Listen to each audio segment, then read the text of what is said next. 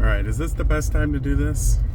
Maybe not, but it all feels very clear in my mind this morning, and all of the emotions kind of finally came to a head after many years. In 2009, I think in January, near the end of January, I was a young LDS boy man,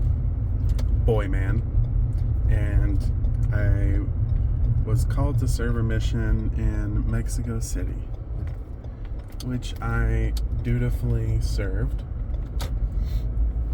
While I was there, in the space of only a few months, on two separate occasions, I found out via email, which was the only way we were allowed to communicate with home, that two different friends had passed away.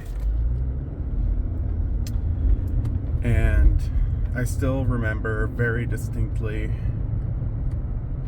the first one. I remember the internet cafe I was in.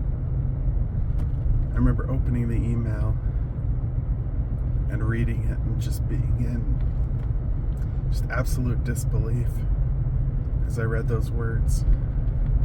I don't remember what family member, if it was my mom or dad or my brother, who told me.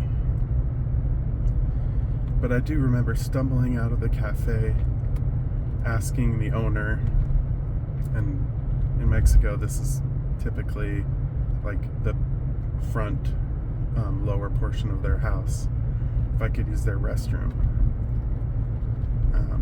And I remember kind of stumbling out into kind of like their little atrium area and going into the bathroom and just weeping at the thought of my friend who had died in a rock climbing accident. And that was really hard. Rare exceptions are made for people when family members, typically only parents, maybe grandparents, parents or siblings, pass away and they're able to return home. Certainly not for friends. So I had to do all of that morning alone, walking the streets of Mexico City. My companion at the time wasn't someone that I had any emotional closeness to, because they're just people that you're randomly put with. And, you know, if you ever do manage to become close to one of them, it's just by coincidence and luck. So even though I'm a very friendly person and get along really well with most people, that wasn't the case at the time. So I had to really struggle with that. And then only a few months later, in even more disbelief, another friend passed away from a gas leak on his mission. And they went to bed, didn't know there was a gas leak, and they didn't wake up in the morning. And then I remember our mission being given CO2 detectors to put in by mandate in all of our apartments. And I knew that I got that because of my friend. And that was also something that I had to bear alone. The last of the three was my own grandma, who also happened to be the only grandparent that I ever really had, that I ever had any closeness with,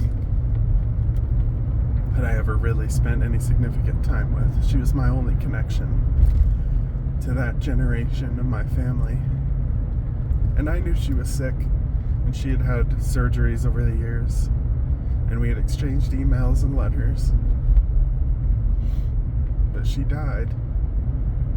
And not only did I not get to say goodbye to my grandmother, but I didn't get to be there for my dad when he was grieving the loss of his mother.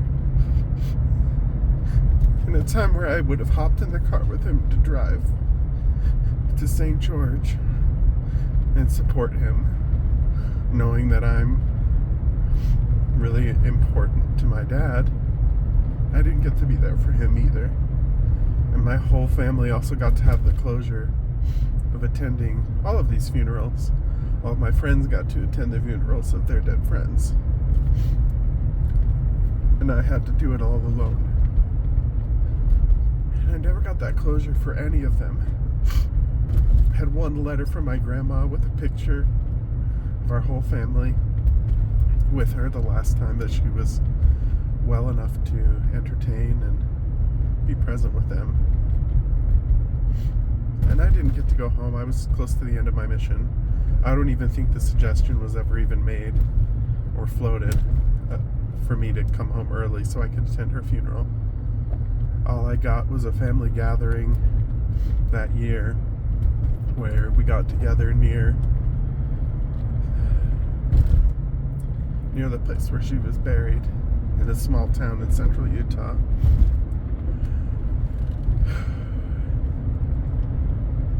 You see, my mission was supposed to be this really important thing, but like many things, it was important because it was supposed to be important. But the things that really mattered, I didn't get to prioritize. I didn't have any say in the events in my life that would have been more meaningful. I didn't even have a voice. I didn't get to ask for therapy or counseling, someone to talk to, because I was just expected to be strong.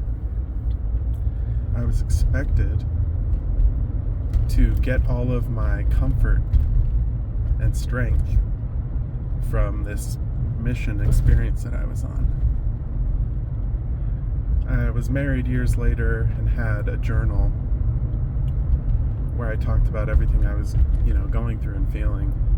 And I remember my now ex-wife once wanting to read my journal, and I kept it from her because I knew that journal contained the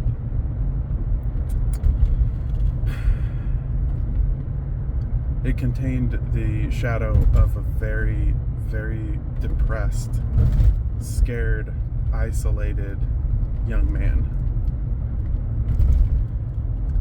Someone who was dealing with just incredible existential dread and trying to contort himself into the shape of a missionary, contort himself into a form that was given to him as the only acceptable thing he was allowed to be. It takes so much from you, and the only thing it gives back is expectations. The only thing. You're not allowed to complain. You're not allowed to have your own experience that differs from the one that they prescribe to you. And then on the other side of it, they tell you, now wasn't that great? Didn't you have a wonderful experience? Didn't that make you a better person? And the only acceptable answer is yes. The only acceptable answer is also to change your own memory and telling of the events to fit that narrative. The answer couldn't be, no, it was terrible, and I wanted to go to my friends' funerals, and I would have liked to have been there for my father, and I would have liked to have said goodbye to my grandmother as she passed. And I can never get any of them back. So I will do better for my son, because I have to.